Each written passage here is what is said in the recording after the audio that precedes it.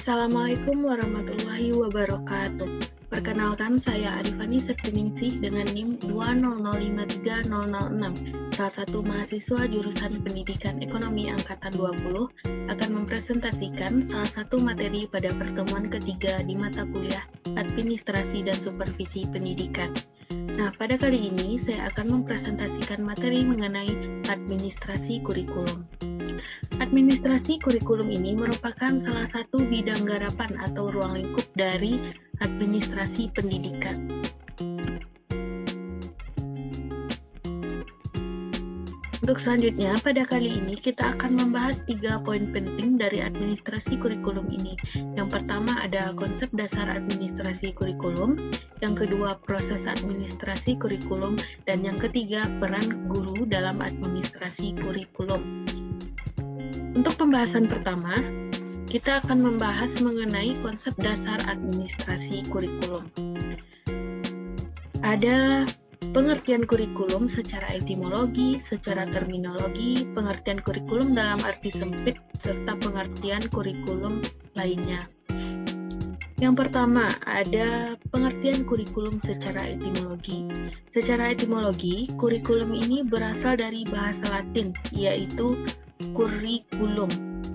Kemudian, secara terminologi, kurikulum ini berarti rancangan program pendidikan yang berisi serangkaian pengalaman yang diberikan kepada peserta didik untuk mencapai suatu tujuan yang ingin dicapai melalui serangkaian pengalaman belajar. Sedangkan dalam arti sempit, kurikulum diartikan sebagai kumpulan berbagai mata pelajaran yang diberikan kepada peserta didik melalui kegiatan yang dinamakan proses pembelajaran. Nah, untuk kurikulum, pengertian lainnya dari kurikulum ini adalah sebagai deretan mata pelajaran yang diberikan oleh suatu lembaga pendidikan.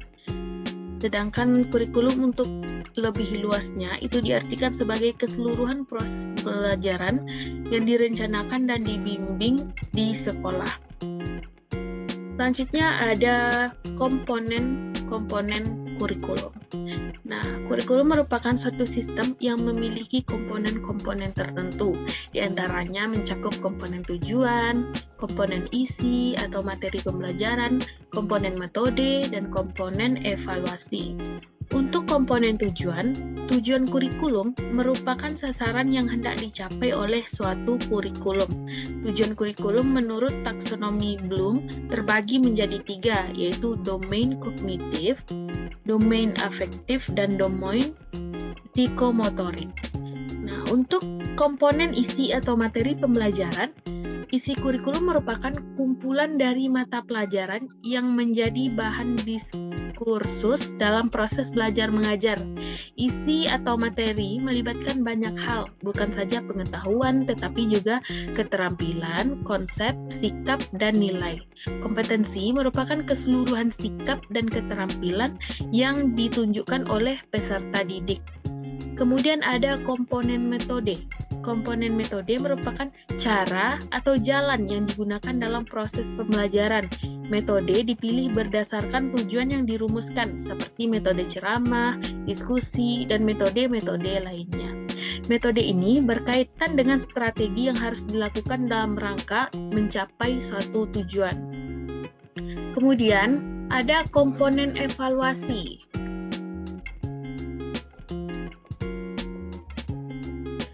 Evaluasi atau penilaian harus dilakukan secara bertahap, berkesinambungan, dan bersifat terbuka. Dari evaluasi ini diperoleh keterangan mengenai kegiatan dan kemajuan belajar siswa yang bersangkutan. Kemudian, kita juga harus mengetahui apa itu pengertian dari administrasi kurikulum. Nah, untuk administrasi sendiri merupakan usaha dan kegiatan yang meliputi penetapan tujuan serta penetapan cara-cara penyelenggaraan pembinaan dari organisasi. Administrasi adalah kegiatan atau usaha untuk membantu, melayani, mengarahkan, atau mengatur semua kegiatan dalam mencapai suatu tujuan. Dan untuk pengertian administrasi kurikulum adalah semua kegiatan yang dirancang oleh sekolah bagi semua murid demi perkembangan mereka selama mengikuti pendidikan di sekolah tersebut. Dalam administrasi kurikulum, Kegiatan dititik beratkan kepada kelancaran pembinaan situasi belajar mengajar. Kurikulum berisi berbagai macam hal seperti masalah apa yang harus dikembangkan pada diri siswa, evaluasi untuk menafsirkan hasil belajar, dan bahan dan peralatan yang dipergunakan serta kualitas guru yang dituntut untuk dapat mendidik dan mengajar siswa secara baik. Administrasi kurikulum ini adalah administrasi yang ditujukan untuk kegiatan belajar mengajar secara maksimal dengan dititik beratkan pada usaha meningkatkan kualitas, interaksi belajar mengajar, dan untuk ruang lingkup administrasi meliputi kegiatan perencanaan, kegiatan pelaksanaan, dan kegiatan penilaian. Untuk selanjutnya, kita juga harus mengetahui apa itu fungsi kurikulum. Nah, menurut Nurgiantoro, bahwa kurikulum ini mempunyai 3 fungsi. Yang pertama ada fungsi kurikulum bagi sekolah terdiri dari alat untuk mencapai tujuan pendidikan yang diinginkan. Dan yang kedua, kurikulum dapat mengontrol dan memelihara keseimbangan proses pendidikan. Dan yang ketiga, kurikulum dimaksud untuk menyiapkan kebutuhan masyarakat atau lapangan kerja, sehingga kurikulum mencerminkan hal-hal yang menjadi kebutuhan masyarakat. Untuk materi pembahasan selanjutnya, kita akan membahas mengenai proses administrasi kurikulum, di mana di dalam ini tercakup 4 proses. Yang pertama ada perencanaan, yang kedua pelaksanaan, yang ketiga pengawasan, kemudian yang keempat ada evaluasi. Untuk perencanaan, dalam poin pertama, perencanaan kurikulum ini sebagian besar dilaksanakan dan ditentukan oleh Departemen Pendidikan Nasional di tingkat pusat. Ini berarti bahwa di tingkat daerah dan sekolah tidak ada perencanaan kurikulum. Perencanaan kurikulum yang dilakukan oleh Departemen Pendidikan Nasional di tingkat pusat meliputi hal-hal sebagai berikut.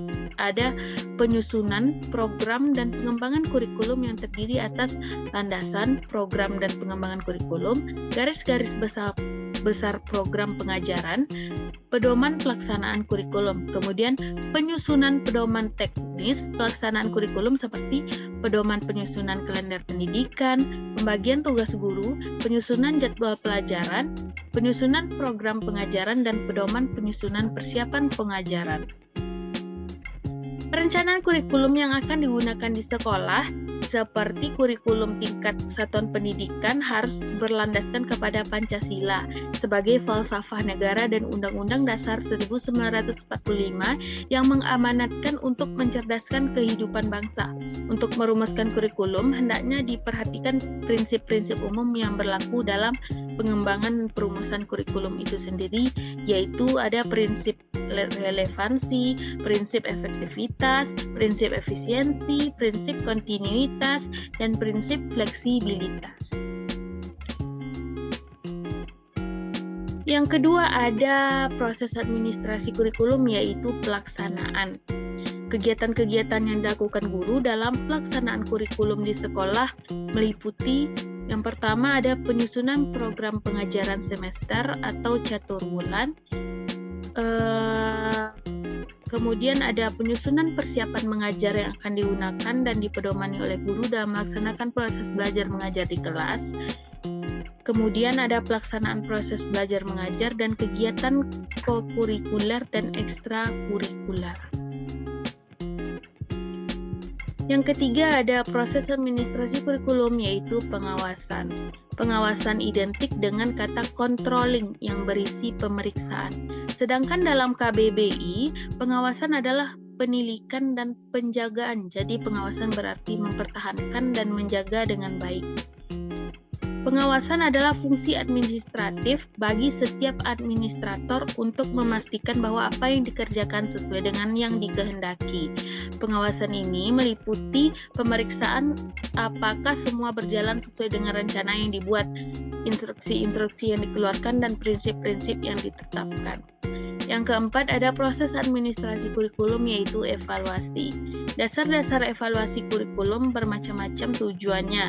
Yang paling penting diantaranya yaitu untuk mengetahui hingga manakah siswa mencapai kemajuan ke arah tujuan yang telah ditentukan.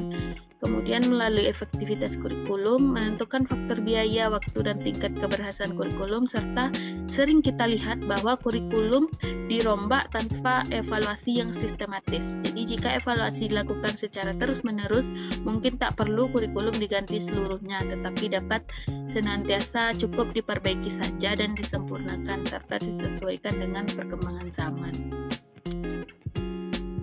Yang kedua ada desain evaluasi. Desain evaluasi ini menguraikan tentang data yang harus dikumpulkan, analisis data untuk membuktikan nilai dan efektivitas kurikulum. Kemudian ada evaluasi hasil belajar, ada evaluasi program pengajaran. Nah, itu saja mungkin untuk proses administrasi kurikulum.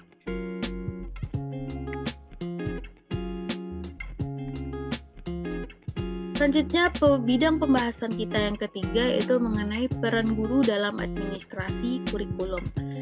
Ada peran guru sebagai implementers, sebagai adapters, developers, dan researchers. Peran guru sebagai implementers yaitu untuk mengaplikasikan atau mengimplementasikan kurikulum yang sudah ada. Dalam melaksanakan perannya, guru hanya menerima kebijakan perumus kurikulum. Jadi guru tidak memiliki ruang baik untuk menentukan isi kurikulum maupun menentukan itu tingkat atau target kurikulum. Nah, pada fase implementer kurikulum, peran guru dalam pengembangan kurikulum yang telah disusun atau sebelum reformasi pendidikan sebatas hanya menjalankan. Nah, untuk peran guru yang kedua itu sebagai adapters.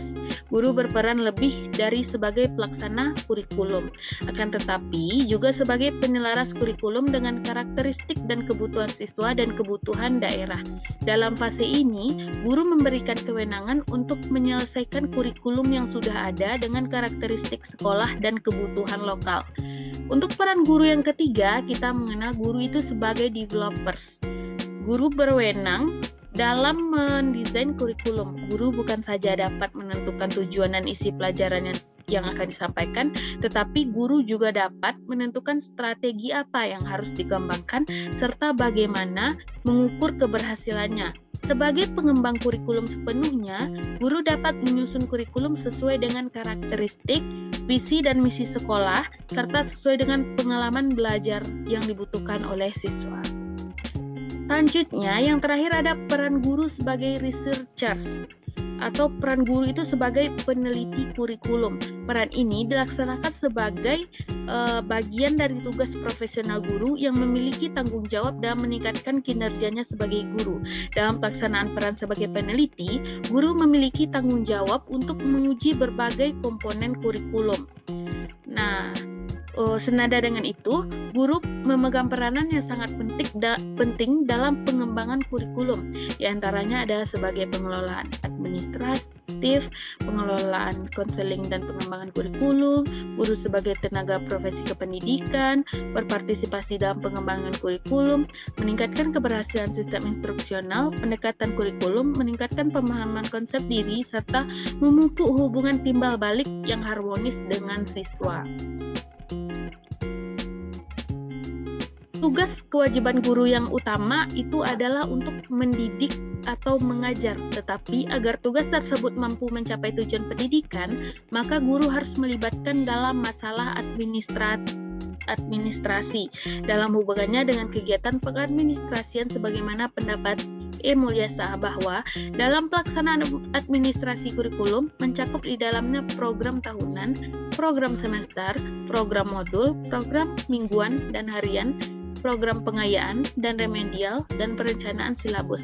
Sedangkan menurut Suharsini Arkunto bahwa hal-hal yang diserahkan kepada guru untuk direncanakan sehubungan dengan administrasi kurikulum adalah penyusunan program pengajaran, penyusunan satuan acara pelajaran, perencanaan nilai hasil belajar.